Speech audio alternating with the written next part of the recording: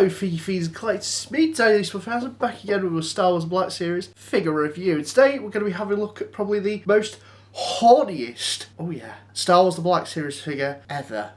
Probably one of my most anticipated figures of the year, and finally he is in my collection at long last. This is none other than Star Wars the Black Series Darth Maul in all his 6-inch glory. I mean, I think I'm the right guy to talk about this boy because he's one of my favourite characters. Just to testify to that, I have a Darth Maul hot toy, and as I've already mentioned in one of my reviews, Darth Maul bed sheets. I also painted these teeny tiny Star Wars Legion Darth Mauls and the facial tattoos to go with them, and I know they're not perfect, but they're good enough for me. As per usual, we're going to have a quick look at the package itself, and then the figgy. So first and foremost, you've got Star Wars Black Series at the top, the open window packaging. Off that price sticker though. Worth it. Star Wars The Clone Wars, because this is based off his Season 7 appearance. Name of the character, Legal McGuffle there. Lovely, sassy little picture of my horny boy just there, with the yellow colour band going around, name as well. On the back, you've got a picture, again, the character, bit of a bio, which I will include in the description down below. Number that it is, a ton of Legal McGuffle that we all know and love. Other than the top, which has a window so you can let light in, so you can see the figgy. Out at the bottom, more Legal McGuffle. That's the packaging out of the way and done with. So let's take a look at the figgy itself. Here we have my sassy boy. Oh yes. There's quite a few bits of little interesting details. I'm not going to spare any fat with this guy. Don't worry guys. We're not just going to spend half the video doing a size comparison.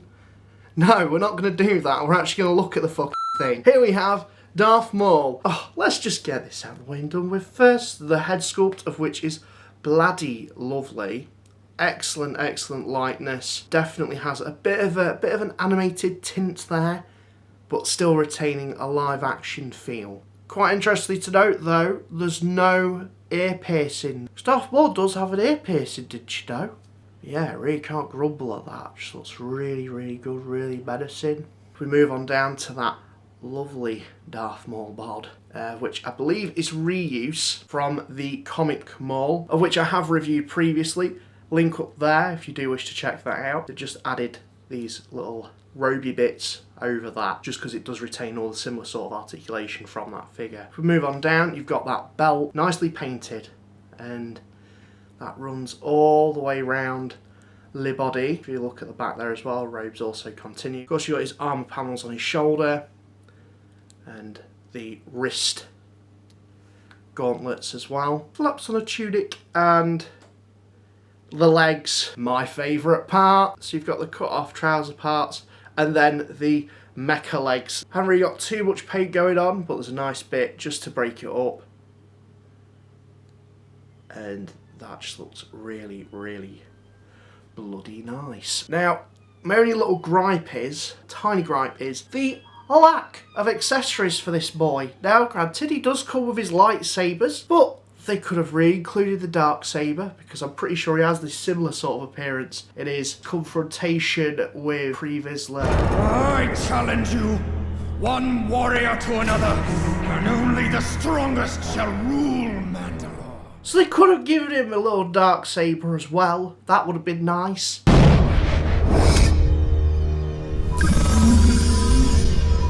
You know, not a difficult accessory to include given that you've already got the sculpt Hasbro, but it's okay, it's fine. I get you going for more of a Clone Wars Season 7 look. And since we're on the topic of Clone Wars Season 7, they could have given him the little clone armour piece that you could have wrapped around his forearm or had it as an interchangeable piece.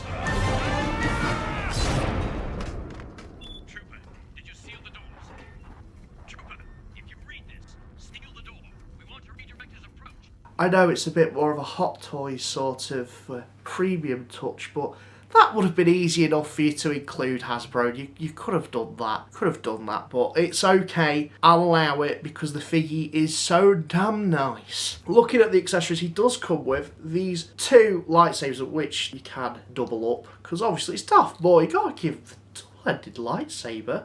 So we'll just pop them together and just peg in like so. Very long boy.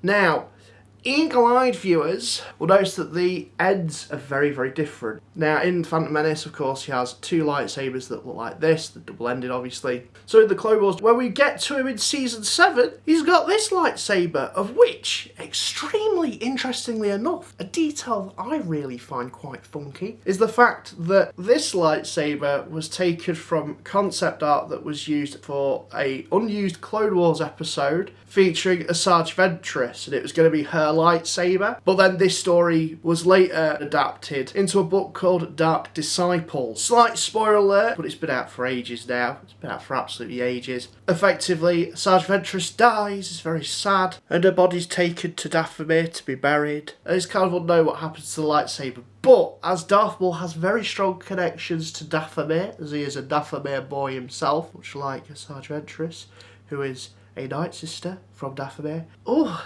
what's happened? How did he come by this lightsaber for it to be merged in time for Clone Wars Season 7? We do not know, but one day maybe we will.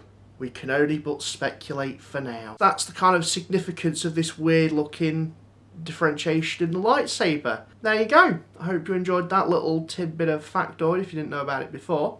What's cool about both these lightsabers is they both have little pegs. Wow. More so this one, actually. That one's a bit of a... That's actually meant to be a button, looking at it. But this one, at least, you can peg into here, like so. So you can pop that in there, and obviously you can take the lightsaber blades out. But I'm not a fan of doing that, just because it gives me a bit of a squeaky bunghole feeling when I'm doing it on camera. But you can remove the blades. Fine, I'll do it for you. Well, that wasn't too bad, actually. There we go. Go on. Go and post up with that, like so. You can have him in a more neutral pose. Just makes me wish he came with a Darksaber even more. But it is what it is, guys. That's the accessories. That's all the accessories you get with. I do think they could have just included a little something additional. I mean, personally, I would have really liked to see the Mandalorian sarcophagus released in the run-up to this guy. Maybe even as a San Diego Comic Con exclusive. Cardboard box style. Didn't even have to be plastic, Hasbro. That would have made a nice little exclusive for this old boy, because we've waited that long for him, since Season 7 came out.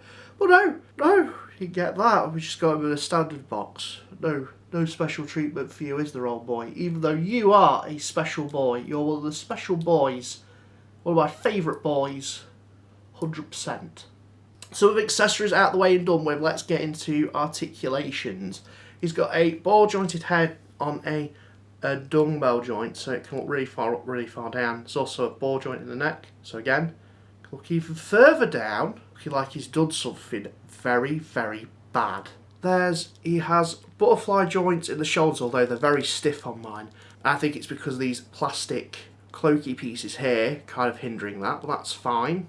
He has ball jointed shoulders, ball jointed elbows, ball jointed wrists. There's also an articulation point in the torso here, but it's kind of limited by the tunic. A ball jointed torso, ball jointed hips, swivels at the tops of the thighs, ball jointed knees, and ball jointed ankles with surprisingly rocker joints. So yeah, plenty of articulation with this boy. You can get him in some really, really good poses. As you can see here, accompanies those other Clone Wars Season 7 figures extremely well. Would love to see some more Moldalarians to have him flanked with a whole army of these in different styles. I'm bloody loving this figgy. I think it's one of my faves. I do think that some little additions would have just elevated this guy a little bit up a little bit more. He is what he is, and he's fine the way he is. So anyways, that was my look at Darth Maul. Let me know if you guys have picked this guy up yet. What are your thoughts? What are your feelings? What about me in the comments down below there. And this is me, Darth 4000. Sign out. Thank you very much for watching.